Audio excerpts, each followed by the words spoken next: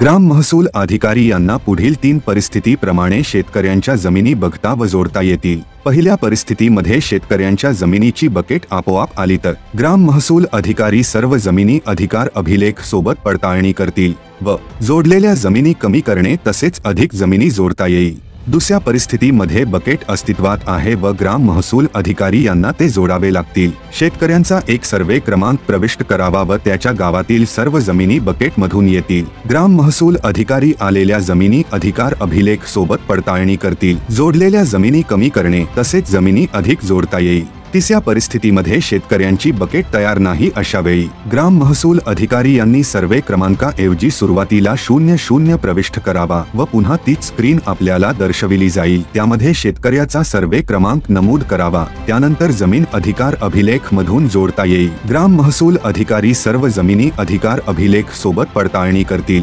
जोडलेल्या जमिनी कमी तसेच अधिक जमिनी जोडता येईल।